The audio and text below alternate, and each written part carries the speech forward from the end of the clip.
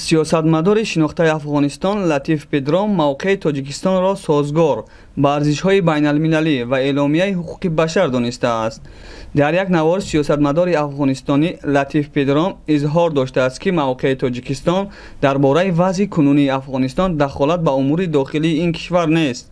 اطلاع داده است خبرگزاری سپوتنیک تاجیکستان.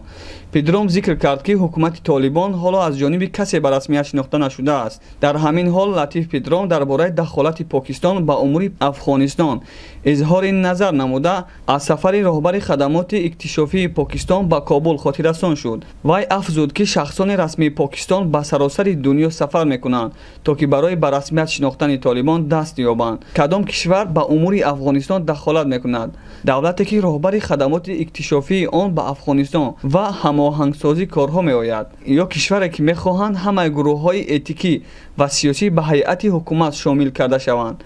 سوال گذاشته است سیاستمدار. پدرام ذکر کرد که اراده نیک تاجیکستان است که با وجود تأخیر در پرداخت پول از افغانستان دوشنبه انتقال برق را به این کشور قطع نمی کنند.